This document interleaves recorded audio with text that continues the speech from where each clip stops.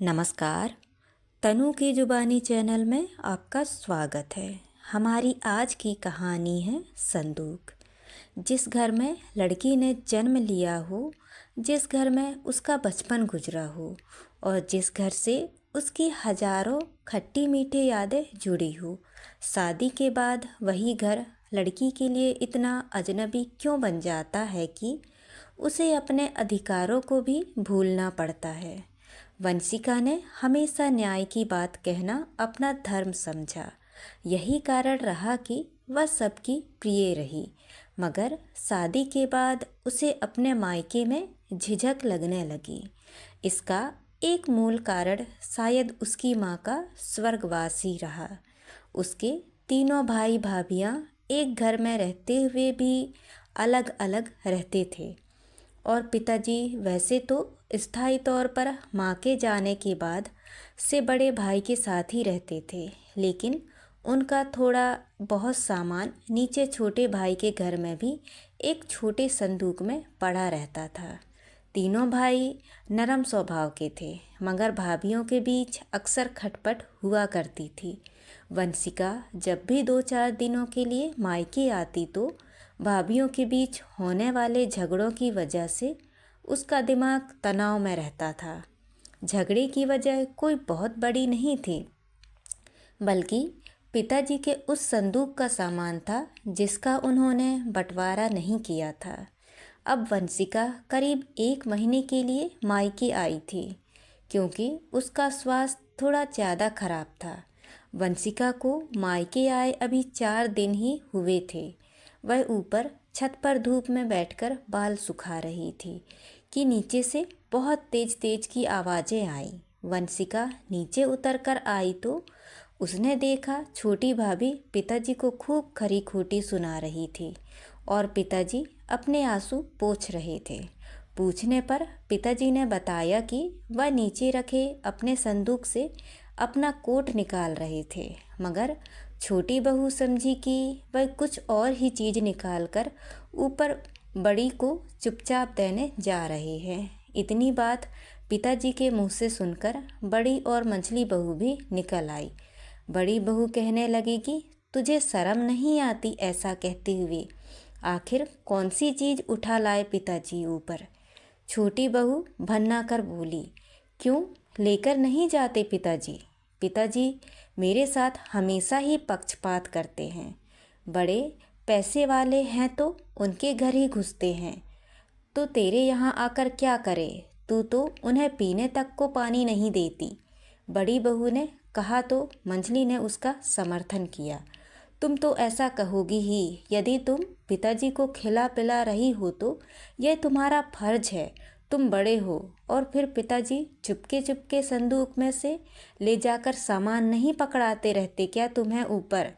छोटी बहू की ऐसी बातों से दुखी होकर पिताजी अपना सिर पकड़कर बैठ गए। वंशिका से अपने बूढ़े पिता की दयनीय दशा देखी नहीं गई। क्रोधित स्वर में वह अपने पिता से बोली, यह सब आपकी गलती के कारण ही हो रहा है पिताजी। जब सब कुछ आपने बांटकर दे दिया है अपने बेटों को, तो आपने अपना संदूक क्यों नीचे छोड़ा है? जब आप ऊपर रहते हैं, ऊपर ही खाते पीते हैं, तो आपको संदूक भी ऊपर रखना चाहिए था ना। आप अपनी ज़रूरतों की चीज़ें लेने के लिए बार बार नीचे जाकर संदूक खोलेंगे तो छोटी भाभी के मन में भी यह संदेह पैदा नहीं होगा। हालांकि वंशिका ने न्याय संगत बात ही कही थी और अपने पिता से ही कही थी, मगर छोटी बहू तिल मिलाकर वंशिका पर ही बरस पड़ी। दीदी, तुम इस घर की बेटी हो, बेटी ही रहो। तुम्हें घर के मामले में बोलने का कोई हक नहीं है। तुम क्या यहाँ फूट डालना चाहती हो? वंशिका को छोटी भाभी के ऐसे व्यवहार की उम्मीद नहीं थी। उसको बहुत ठेस लगी। वह आंसुओं से भीगे स्वर में बोली, इसमें मैंने क्या गलत कहा भाभी? मैंने आपसे तो कुछ नहीं कहा। क्या मुझे अपने पापा से भी कुछ कहने का अधिकार नहीं है? नहीं है। तुम्हें क्या मतलब? तुम्हारी शादी हो चुकी है। तुम बहन बेटी हो, वही बनकर रहो। छोटी बहू बोली। लानत है ऐसी बहन बेटी पर जो इंसाफ की बात नहीं कह सके। वंशिका भी गुस्से से बोली, आने दो शाम को तुम्हारे भैया को, देखना तुम्हारी क्या हालत करवाती हूँ। छोटी बहू वंशिका से धमकी भरे स्वर में बोली। वंशिका के दिल को छोटी बहू की इस भाषा से बहुत आघात लगा। सिर्फ वंशिका ही नहीं, पिताजी भी बहुत आहत हुए और अपना क्रोध काबू में न रख सके। वह क्रोध में अपने होठ दबाते हुए नीचे गए और अपना संदूक निकालकर उसका सारा सामान बीच आंगन में निकालकर पटकते गए।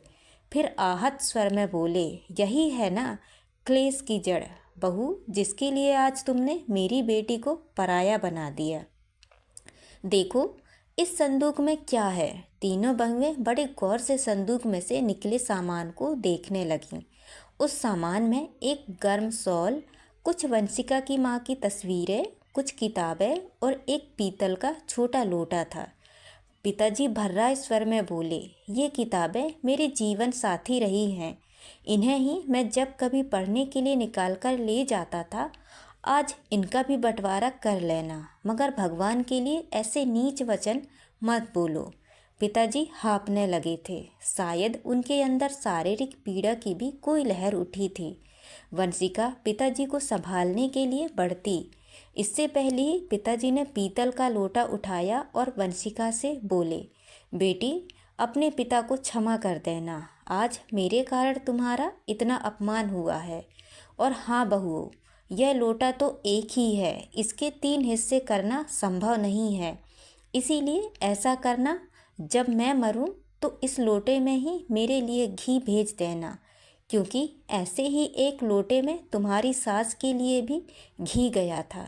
इतना कहकर पिताजी लोटा आंगन में पटककर घर से बाहर की ओर चले गए। तीनों बहुएं भी अपने काम में लग गईं और वंशिका वह आंगन में बिखरी किताबों पर सिर रखकर सिसकने लगी। पिताजी धीरे धीरे कछुआ चाल की तरह श्री राम मंदिर की ओर बढ़े जा रहे थे। अभी उन्होंने मंदिर की 2-3 सीढ़ियाँ ही चढ़ी थी कि अचानक सीना थामे वहीं बैठ गए और उनका सिर एक ओर लुढ़क गया। एक व्यक्ति जिसका नाम राम सिंह था, वह यह सब देखते ही मंदिर के सामने बनी अपनी दुकान से नीचे उतरा और दौड़कर वहां आया। उसने सीढ़ियों पर निगाह डालते ही कहा, अरे यह तो नारायण प्रसाद है। हे भगवान, इन्हें क्या हुआ? फिर उसने उनकी नब्ज देखी और उदास मन से उनके घर की ओर चल दिया। वंशिका को आंगन में बैठे काफ़ी देर हो गई थी। बड़ी बहू नीचे आई और वंशिका से बोली, वंशिका, चलो ऊपर चलो, तुम्हारी तबीयत ठीक नहीं है। पिताजी अभी आ जाएंगे, तुम चलकर खाना खा लो। बड़ी बहू ने इतना कहकर आंगन में बिखरी किताबें एक ओर उठाकर रखी। छोटी बहू अपने कमरे में से सब कुछ देख रही थी। जैसे ही बड़ी ने एक तरफ लुढ़का पीतल का लोटा उठाया, छोटी बहू ने आंगन में आकर उससे लोटा छीनकर कहा, तुम इसे नहीं ले जा सकती हो, इसे मैं लूँगी। बड़ी बहू सिर हिलाकर बोली, तूने वाकई गजब कर दिया है। मैं उठाकर किताबों के पास रख रही थी, ना कि ले जा रही थी। मंजली ऊपर के आंगन से ही झांककर बोली, और फिर इसे लेने का अधिकार तुझे ही कैसे मिल गया? पिताजी की हर चीज़ पर तीनों का हक बराबर है। वंशिका की कनपटी सुर्ख हो उठी।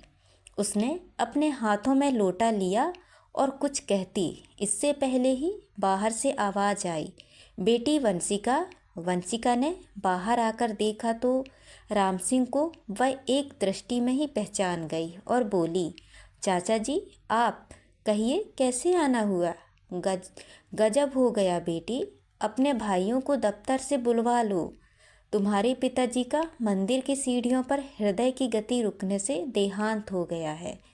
नहीं पिताजी, वंशिका का दिल दहल उठा। जैसे ही उसे अपने हाथ में पीतल का लोटा होने का एहसास हुआ, वह बिलक बिलक कर रो पड़ी। तो दोस्तों, ये कहानी आपको कैसी लगी? लाइक और कमेंट करके ज़रूर बताएं और चैनल को सब्सक्राइब करना ना भूलें। तो मिलते हैं अगली कहानी में। बहुत बहुत धन्यवाद।